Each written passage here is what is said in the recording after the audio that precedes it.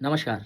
अगर हम कलयुग की शुरुआत की बात करें तो ऐसा माना जाता है कि भगवान श्री कृष्ण के डेथ के बाद में कलयुग स्टार्ट होता है। श्रीमद् भगवतम के अंदर वेद व्यास लिखते हैं कि जैसे-जैसे कलयुग आएगा द एज ऑफ काली, धर्म, truthfulness, cleanliness, tolerance, mercy, duration of life, memory ये सारी चीज़ें कम होती चली जाएगी। साथ ही साथ में एक बहुत प्यारी सी बात लिखी उन्होंने कि जिन्हें धर्म के बारे में बेसिक ज्ञान भी नहीं होगा, वो लोग सबसे ऊँचे पदों में धर्म में बैठे होंगे और वो धर्म का प्रचार सिर्फ़ और सिर्फ़ पैसे और फ़ेम के लिए कर रहे होंगे।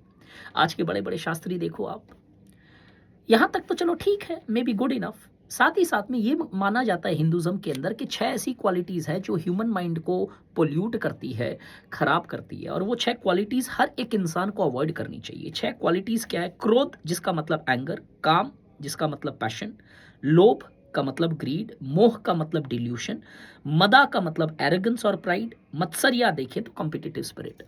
ये सेम 6 क्वालिटीज़ पहली 5 सिखिज़्म के अंदर भी आती है, 4 ऐसे ही गुण जैनिज़्म के अंदर है और 10 सिमिलर टाइप की सी क्वालिटीज़ बुद्धिज़्म के अंदर भी आती है।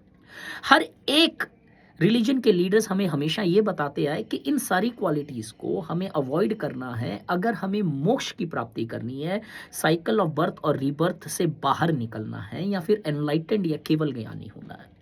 अगर आपका गोल केवल ज्ञानी बनना है तो डेफिनेटली आपको ये 6 क्वालिटीज़ अवॉइड करनी चाहिएगी। लेकिन बैठ के आपको और हमको थोड़ी-सी बात ये सोचनी चाहिए कि वेद व्यास जी ने कहा कि कलयुग के ये फाउंडिंग प्रिंसिपल्स होंगे, ये बढ़ते चले जाएँगे। अगर ये फाउंडिंग प्रिंसिपल्स है कलयुग के, अगर ये शास्त्र सही है, अगर ये चीज़ें सही है, तो बिना इसके कलयुग में जीना शायद विदाउट सक्सेस जीना होगा। अगर आपकी डेफिनेशन सक्सेस की मटेरियलिज्म और ये सारे एस्पेक्ट्स हैं, तो आपको इन 6 क्वालिटीज़ को फ्रेंड बनाना पड़ेगा। उदाहरण के तौर पे अगर हम देखें तो सीधी-सीधी चीज़ है कि जितने हमारे ये शास्त्रीय और ये सारे के सारे धर्म लीडर्स अपने आप को जो मानते हैं, सब के सब आपको और हमें तो ये सिखा रहे हैं कि ये 6 क्वालिटीज़ को दूर रखो, लेकिन वो खुद इन 6 क्वालिटीज़ से एक रत्ती भर भी बाहर नहीं आ पाए। बड़ी-बड़ी गाड़ियाँ, महँगे-महँगे बैग, बड़े-बड़े प्रसाद, बड़े-बड़े डोनेशन, पॉलिटिकल पावर, ये वो तामझाम सब है इन लोगों के पास में। और आपको और हमें ये सिखाया जाता है कि ये 6 क्वालिटी से बाहर आओ अगर सुखी जीवन बिताना है। तो साहब आप कैसे फिर सुखी जीवन बिता रहे हैं?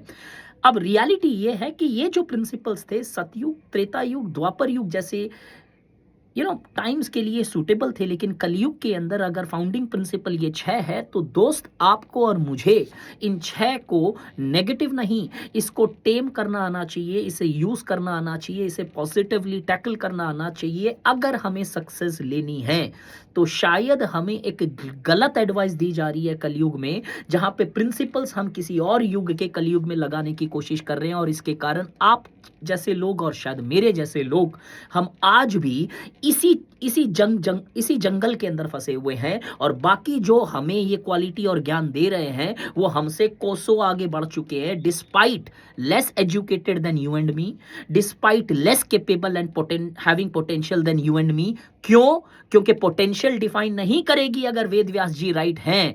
पोटेंशियल की जगह आपकी चाटुकारिता, आपकी कहीं ना कहीं ये लोभ और ये सारी चीजें डिफाइन करेगी आपका सक्सेस, जहां पे आपका सक्सेस पैसों पे मेजर किया जाएगा, कैरेक्टर पे नहीं।